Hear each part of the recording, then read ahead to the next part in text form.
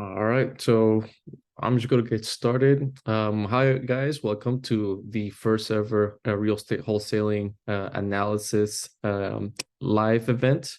My name is Elton, like Elton John, just without the John.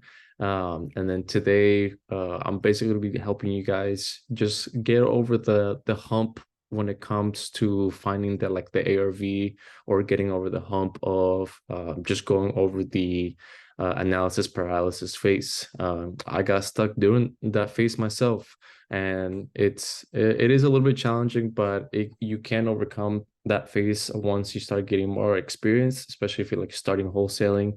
If you're already a seasoned wholesaler or investor yourself, then you already have the knows and hows in terms of knowing what you're capable of doing. And when it comes to like running like the numbers, just because you already work with buyers, you already negotiated with like sellers, so the numbers are just coming out rather easily. And honestly, when it comes to like wholesaling, it is rather easy to get like the analysis done once you start getting like the face of it and just understanding how it actually works. And so it's just all about keeping it as simple as possible. Honestly, it is about perspective. The perspective is just try to keep the numbers as simple as possible. I can give you guys like so many different equations just because I learned that from like different buyers.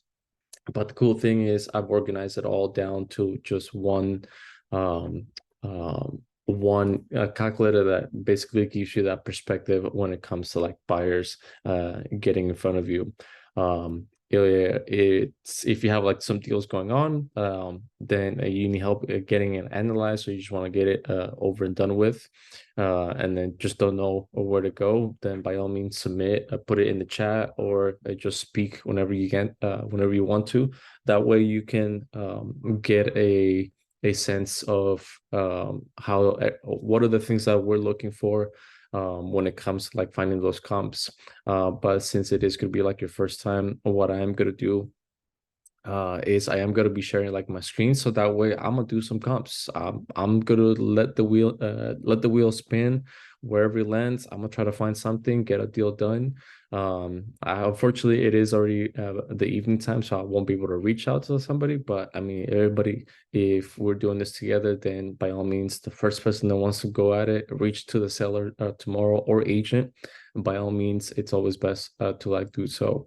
I'm most like I like to reach out to like agents, just because reaching out to agents is definitely rather easily.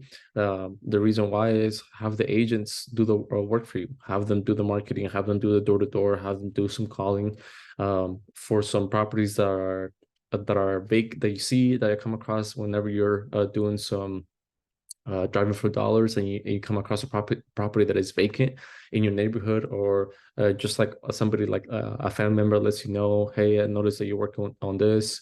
What's Let me know if this is a property that best works for you, or what's going on, and we'll just go from there, basically. And then any other any other properties that you get that you just don't know where to start, then by all means, it's simple in terms of just asking questions, and then just trying to figure out what the best numbers work. There's also a here. Let me start sharing my screen. Let's go with um, how do you do this? Let's go with this, the desktops. Let's go with Safari. Actually, where's the, all right, here. Let me share this. So this is basically a a script that I have in terms of when it comes to like reaching out to like buyers directly. That way, if you want to go, if you're more a visuals person, and then you try to figure out what it is that you need to say, as well too, you go through some answers that you get from like buyers. Hey, how much you want to give me? And off the bat, the number one answer that you never expect is always going to be yes. Most of the common answers is no, I'm not interested in selling. And then from there, you go through the process of asking questions. So you can see there's going to be a asking questions phase about the property, who, what, how, when, and additionally some objections that you're going to come across as well too. That's a lot lower than my property. So I do have this cold calling script roadmap. It is available on my website, where you guys are easily able to check it out from there. Let me pull it up one more time, and it's going to be on this website. So we go to head over to my website, eltonvargas.com, and then it's going to be under real estate education. And then from there, there's actually a few more things. There's some live comping, the roadmap to of what I was just basically showing you guys how to go through it for visual learners. There's the files, resources, some fix and flip analysis. If you like to write down everything, contracts, purchase agreements, termination, addendums, if you need to make some changes into like your contracts. But basically everything is right there, and this is completely for free. You don't have to pay for that. The only thing that it is accessible that you do have to pay for is the calculator. So this is what basically we're going to be using for today. So it's going to be this calculator in addition to finding out, we're going to use the wheel, spin the wheel, so that way we can determine what's going to be like the best, what the wheel's going to spin for us, and then we'll just go from there and seeing where things will head out. So let's do some screen sharing, but we're gonna do some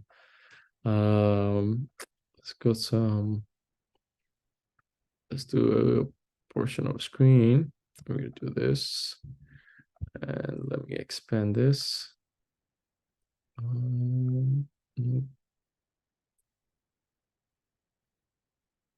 Sharing options. Okay, try to pull it up. Where's it at? Where's it at?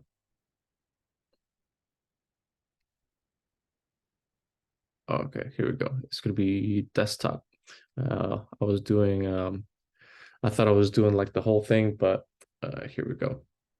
So I hope you guys are able to see like my screen over here, and we're gonna pull the spin the wheel. So I have a wheel over here with some cities and some states of cities and states and all over the US, just randomized from there. We're definitely not gonna do Alaska, so don't worry about that. Hopefully it doesn't land in Alaska, but here is a list of like all those cities, and we just got to go through it. I'm gonna show you guys some of the things that I do and how I analyze it. And again, the calculator is going to be available again on my website, eltonvargas.com/calculators. So we're going to head over to Colorado Springs, Colorado. And I like to use Redfin. Some of you might like Zillow. So actually, let's go with Zillow, just because Zillow sometimes gives you a little bit more. And then we're going to head over to Colorado Springs and try to find a property. This is going to be a property with an agent. So it is going to be basically trying to find something that it's already like on market. When it comes to reaching out something off market, we'll get on in terms of topic about that. But let me pull this up. Where's Zoom? And then I'm gonna pull up the chat. That way over here. That way I can see you guys. All right, cool. And then let's head over here. All right, so this is going to be the calculator. Let's go back to Colorado Springs. I am going to be looking for a home. So let's look for some homes. Again, it all comes down to like your buyer, what it is that you're looking for. If you're looking for multifamily, or some of them like to wholesale lands as well too. We're going to go through that. And then another thing that we like to filter down with is also square footage. I like to do 1,000 square feet, a year built max of 2005. I don't know Colorado Springs, so I don't know if there's basements or what's the story over there. And then additionally, we're gonna go from prices low to high. And so that way it is a lot easier for me to find off properties off the bat with that. And also, the only thing I hate about Zillow is it limits you to like properties that be listing within 90 days. It doesn't tell you like I want properties 90 days or more, or 45 days or more. It just says within that period, which honestly I truly hate whatsoever. So the way I'm gonna do it is I'm just gonna look for some distressed properties that have been sitting in for a while. This is already fully updated, so that's not gonna work. Same thing with that. This one got a price cut. And this one's a little bit outdated. This could be a good rental. We got a condo over here. That's not gonna work. Oh, this one off the bat, I'm already liking. Doesn't need too much work. It is a little bit outdated. This can use a little bit of work. But I only like that. And Colorado Springs houses are like kind of expensive. I would expect for them to be less than 100,000. So these two look the same. So it looks like this is how the properties do look over there in Colorado Springs. But here we go. Here's a project. That's a project right over here. As you can see, we had off the bat, there's property. Is East St. Vrain in Colorado Springs. Based on the pictures, there's some holes, there's some everything going on. So this is a complete horrific home. I am going to use Google Maps. That way I can head over to do Street Viewer. So what I like to do with Street Viewer is seeing how the neighborhood looks. And I also want to see what else is going on around the neighborhood. So we got a Family Dollar, we got some small businesses, there's a park a few blocks over. This Willamette Avenue does look like it's a busy street. So I do want to get a sense of how Colorado is. Our subject property looks like it's behind this home. That looks right. Oh, right here. So it is in Anderson. This is a street. So I don't know which 4333 20.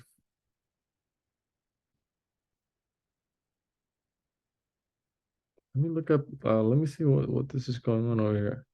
So this is the property. Okay. Um, so then let me pull this thing over here one more time. And it looks like it's gonna be okay. So it's gonna be this property right here in the corner. There's some weird alley. There's no garage or driveway. I don't know if this is part of ours or it's part of the neighbor. Um, because this is a street over here. Is there like a garage like in the back or something? What's going on in the back? Um, yeah, this is really weird. 4425. So I don't know if we have a garage or like that little driveway. I truly don't know about that, but regardless, I want to check out like neighborhoods, seeing what I can see from like the neighborhood. So that's a business over here. You got some gentlemen walking, so there's no sidewalks, I guess, in Colorado. It's perfectly fine. Let's see. Okay, so I'm not finding a lot. Yeah, and it looks like this was done in winter. When was this? Usually Google tells you right here. This is 2020, so this is about 3 years old already. Uh, that's about 3 years old. In terms of that, which is not bad, but it's also not good because it doesn't give us what's going on recently. So the way it's gonna go, we're gonna start heading over to the calculator, put in the asking price and some information. We got a 3.2 1455 300 price tag home 300 debt. How do you find if there's the property has any type of debt? Prop wire.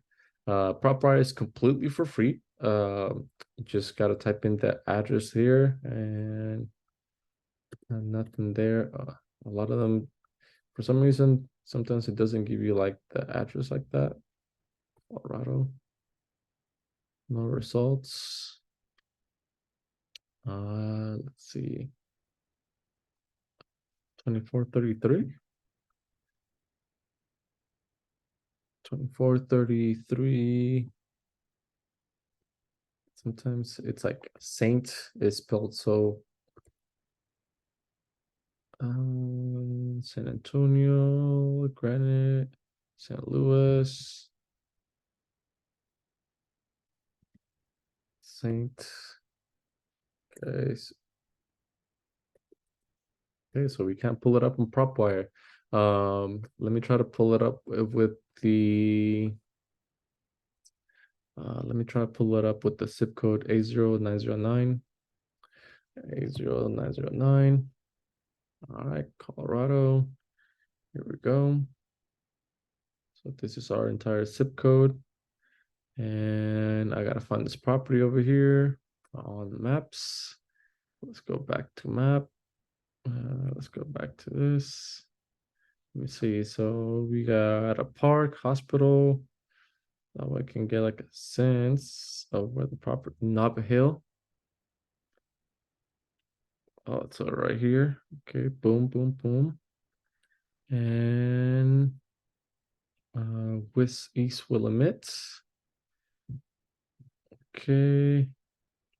Let's see. So it's East Rain. Okay, and then what's the crossing road over here? Prairie Road. So it's on the right side of Prairie Road. So I think it's gonna be one of these homes over here. So 2464.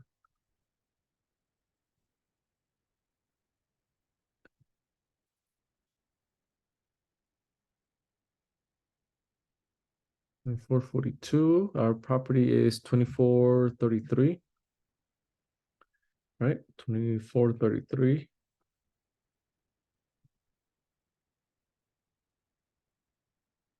So it should be this one. 2422. 2436. And 2432. And it's going to be, that's 32. Also has to be this side. 2425.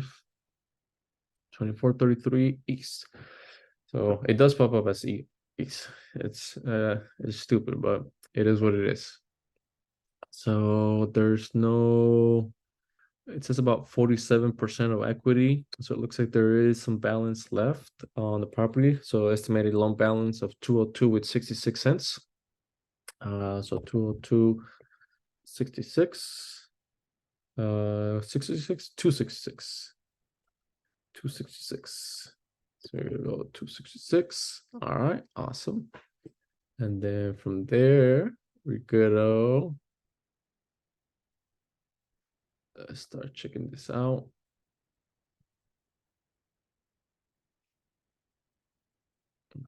Okay.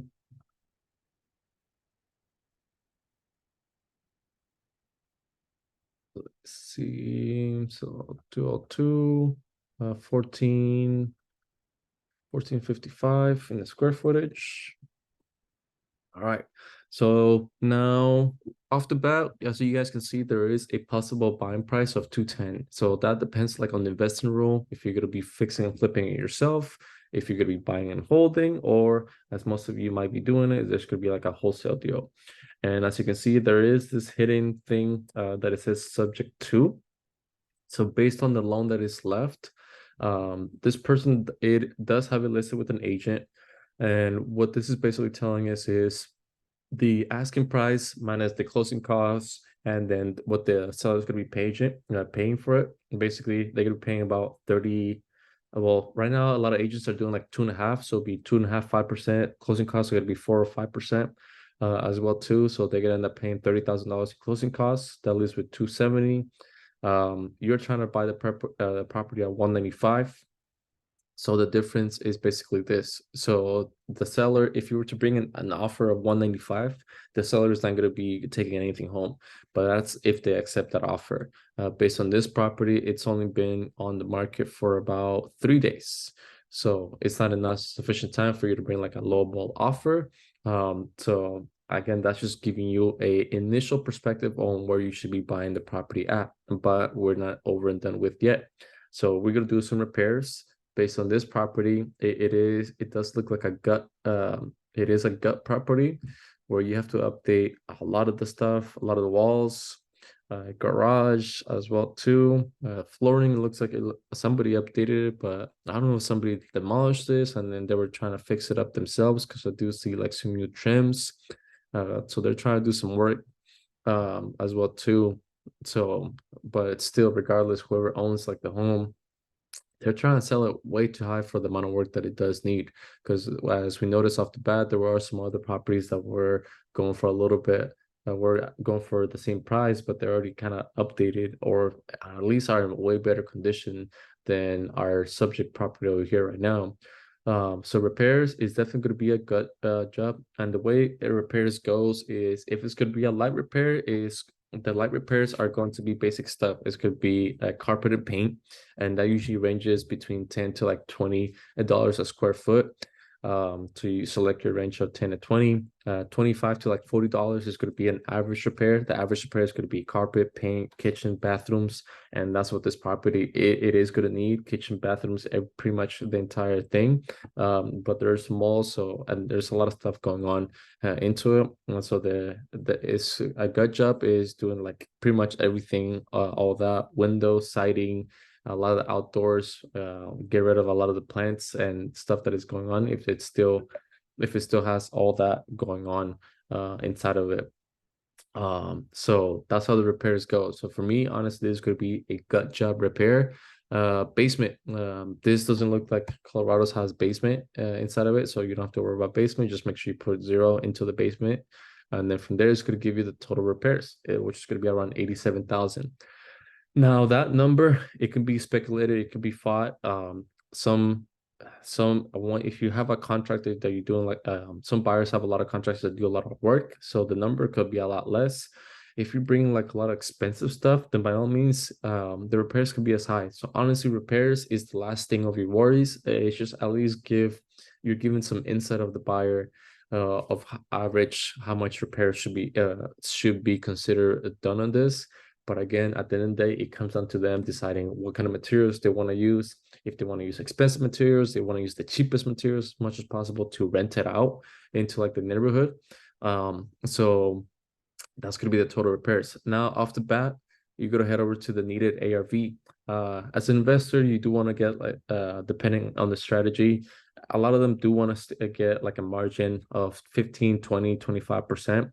And that really depends. So now, in the needed ARV section, what you're going to be asking yourself is this: based on the asking price of the $300,000 that the agent and the seller are interested in getting for it on this property, they're basically telling us, look, if you fix this repair, spend the $88,000 that you need, you pay the closing costs. Once you fix it up, the property is valued at $500,760. And what that's going to do, that's them telling you that. Now, if you go based on what you're trying to buy it at the possible buy price, you need to sell the property at $362,160. This is not your commission or anything like if you're trying to wholesale whatsoever. This is basically just going to give you an insight of what the property for a buyer, what the ARV is for a buyer. This is not for you to start working your commissions or anything like that. It's just, again, we're trying to need the ARV, because now the next thing that we got to do is we got to duplicate the tab and we got to start looking for comps. So basically, this section of needed ARV, this is basically giving us the insight of the comps that we should be finding should be between this 360 to like 500,000. And that's what we got to find out in terms of comps. That's if you're wholesaling. Now, let's say, you know what, let me just put myself in the shoes of a flipper. Automatically, the possible buy price changes, and so will the only thing that would change is going to be the possible purchase price of the ARV. So this went up by $20,000. The asking price, that won't stay the same, because again, we're going based on what the agent and the seller are telling us. If we spend the 88,000, sure, if you spend that amount, the home can be valued at 500,760. But that's the thing, is we gotta confirm that, and the way we're gonna do that is getting back onto Zillow, heading over to the subject's property, and then now we're gonna look for recently sold properties. And let's go here. We're gonna stick with 300 square foot on each side on the So 1455 plus 300, 1755, and then minus 300, basically 1150. So we're gonna put some of those parameters into here. So I'm gonna put 1,000, and over here it's gonna be 17. It's gonna be 1750. And then home type, we're just gonna be looking for homes. And again, we're gonna stick with our property. And the other thing too, we gotta look for is property sold within the last. I want to start with the first 30 days. I want to see how active the neighborhood is. Not a lot of activity in a month.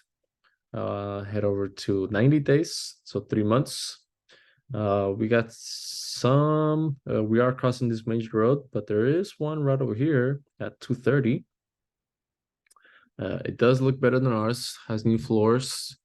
Probably our rental property. Could probably need some cosmetic updates. Down the street, we do have this other property that sold in November, so that's a month ago. That's really good. And there you go. Off the bat, we already have a good comp.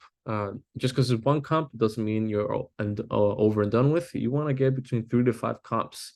So now let's change this to a span of 6 months. So off the bat, we have this one, 366, 1508. This is basically gonna put us, what's this? What's the price per square foot? Price per square foot on this one, 355. So then we go back to ours. The square footage 1455 times 355. So that means the square footage, we can sell the property at 516, 525. That's if we were to go based on, again, just one comp and going based on the price per square foot, which is 355. This property is 1508. Our comp property is 1455. This sold in November, but it looks like this property is for sale right now. So it looks like it sold in November 13th, and now they're trying to sell it again.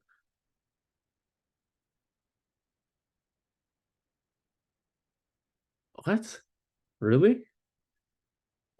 So this is another. Oh, okay. So we come across a property that it is a comp, but it's actually back in the market because they're trying to sell it. So most likely uh this seller probably doesn't have any equity on the home whatsoever.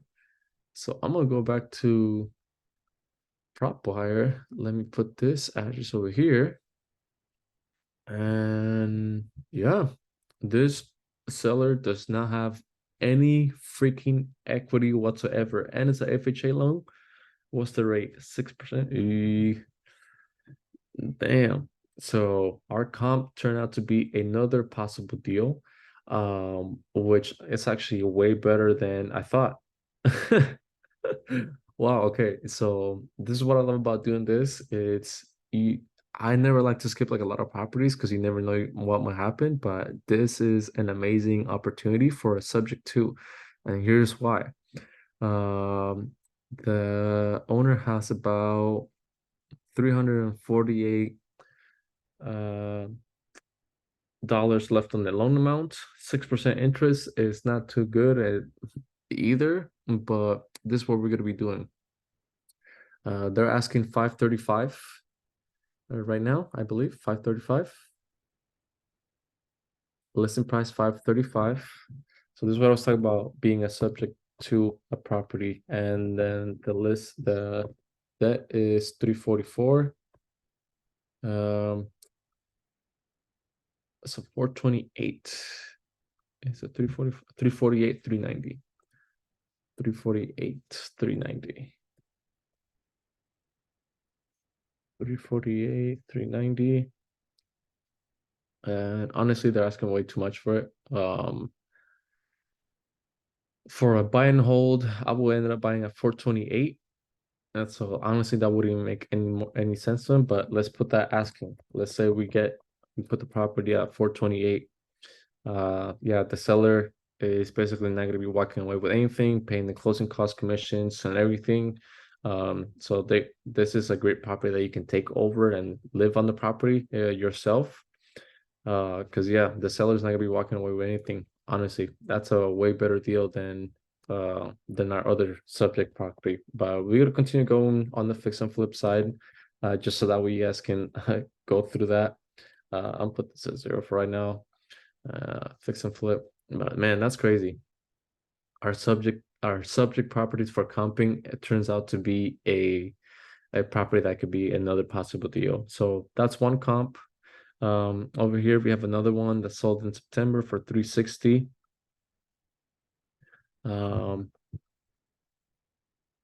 Is this one going for sale as well too? No, this one sold for 360.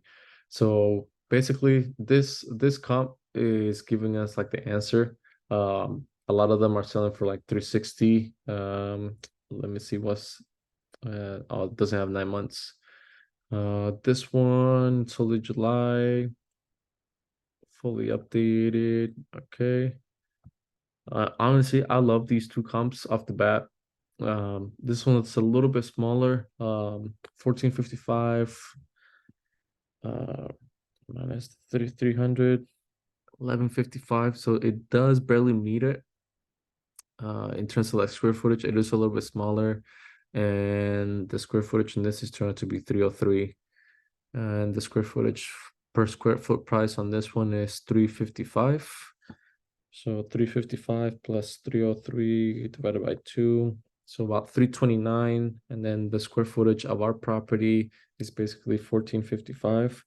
So our ARV for this situation is basically be like 480. So that's where we gotta sell it at. So then so we're really close to like that, basically the asking price for it.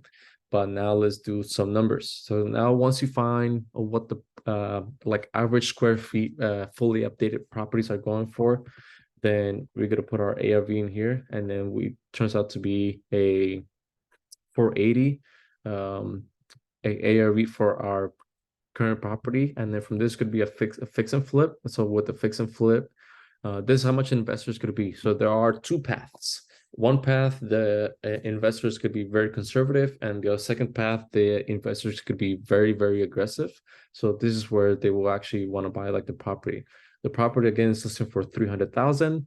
And then investor number one path, they will basically want to purchase it at 274 with $890. Again, that's including the repairs. They pay the closing costs. They want to get their property, their profit, which is going to be 25%, most likely 20%, which is going to put the ARV at 467. Again, our ARV is 480. So the difference between that's a good $13,000. So that could be your wholesale fee if you find a buyer that's interested in buying at 274. Now you are going to come across a lot of buyers that are going to be interested in purchasing the home, very much aggressive. So they want to get it at around 248. And honestly, I like to go with the aggressive because you always want to get a low offer submitted and then work your way up to between these numbers. So the very aggressive investor is basically want to purchase the property or your contract around 248 with $700. Again, they pay the like closing costs and they get the commission going in there, and of course they do have a good amount of margin. But again, you are able to put like your wholesale fee in there. But again, they're gonna be very stern on getting the property to be purchased on here of the 248,700. So your offer, if you're trying to do a fix and flip, your starting offer could be around 210, and then work your way up where you can slowly head over to the 248. And then the way you're going to be doing that, especially if this property is listed off with an agent, again, is working with the agent that, hey, I don't have any representation. With the representation, you get both sides of the commissions. We are thinking about doing this as a fix and flip. If my partners do come into and I do come into agreement, we can have you relist this property once again, so you do get a chance of getting basically another chance of triple the commissions from there. But we'll see. We want to build a relationship first. You want to see if we're able to work a deal with this. So our offer It is going to be a cash offer. It's going to be, again, based on the number. It said 210. Just because it says 210, I'm not gonna go there. I'm gonna go all in. I'm gonna say, like, hey, our cash offer will actually be at $200,000. It's $200,000. We close in 30 days. We do want an inspection period for it. So we do want to do 15 business days. You can do it depending on your buyer, how quickly, if you have buyers off the bat, go with the buyer and let them know, hey, uh, our inspection period, it is going to be Monday through Friday. We don't do weekends. Our guys don't do weekends whatsoever. But it's going to be Monday through Friday. So Monday through Friday are business days, and within those business days is where we could do our inspection. You can make it a 15 days, so it's going to be 3 weeks, and just work on the calendars on when those days go. But and also the other thing too is ensuring when it starts. When does the whole timing start? And everything starts, in all reality, whenever you're looking into getting everybody signs. So the buyer, the seller signs the day the seller signs is, you also want to sign that same day or the following day, so that way you can start working on everything off the bat. And then you're able to start doing like your marketing. You're able to get like your buyers if you don't have buyers as well too. But honestly, and then as right now, we came across 2 properties, and the property that could be a subject to, where you can even start whatever buyer it is that you come across. You can start telling, hey, I have 2 deals for you. One of them, it's under contract. We're trying to get this done. How much would you buy it for? Um, it is on market, but I already got it under contract. How much would you be interested on purchasing the property for? Again, they're also going to hassle you. Well, I'll purchase this property. How much does it need repairs? It's about $88,000 in repairs. You can send them the pictures that are on Zillow already, and have them give you an answer. Don't work with the buyers like, hey, I'm interested. I have this property, I have this contract. I want to sell it for this much. No, it's ask the buyers directly. Hey, I have this property. It needs this amount of work. The ARV is 480. It's a fix and flip deal. I have these 2 comps over here. One of them it's already fully updated whatsoever as well too, so you can check that out. But how much would you be interested in purchasing the property for?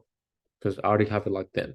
Are you interested on it or not? And then you just go from there. And then the way you can also hint that buyer too is also, I do have another property that is a great subject to. If they don't know subject to, which a lot of buyers do know what subject to is taking subject to the mortgage. I do have another property that is subject to the mortgage. I'm still negotiating with that one to see what it is that we can work in. Would you be interested in that as well too, or you just want to get just one deal? So that way you're building curiosity and letting them know off the bat, hey, I came across a situation where I do have 2 deals in the same neighborhood. One of them it's a complete crap. You can fully update it and it's a reseller for this much. I do know your profit. So far, your profit, it does look like it's could be around $72,000, $77,000.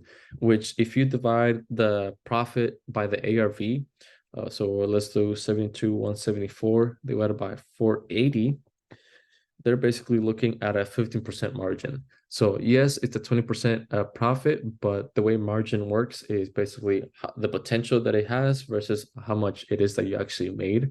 So it's a 20% profit, but margin, the way margin again works is the dollar amount divided by the dollar amount of what the potential could be. So that gives them a perspective. It's a 15% margin profit. Would you be interested in it? And they just go from there. But honestly, I did not expect this to happen on the first live event of wholesaling analysis, where we find a property that it's a fixer-upper, but and then one of the comps turns out to be a possible subject to property. So if you guys got a chance to join this and experience this, I hope you guys enjoyed it. Any questions, comments, concerns, you are always able to like reach out to me. And again, just head over to my website, eltonvargas.com. Head over to the calculators section, and then you're gonna see there's gonna be three options there. The first one is the bundle, which is the complete rental analyzer calculator and then the ARV calculator. Or if you want to buy individually and spend more, by all means, spend more. But I do have a coupon, which is Holiday 23. Get all three calculators 50% off before the year ends. So take advantage of that. And then there's the free education. This is available for everybody. So there's some comping going on, some scripts. If you're visual learners, there's some downloads, some file downloads that you can have, so that way you can start making your real estate journey started as soon as possible and then start grinding it out. So if you guys have any questions, again, just reach out to me, just let me know, and then we'll just go from there. Thank you guys for your time and have a blessed night.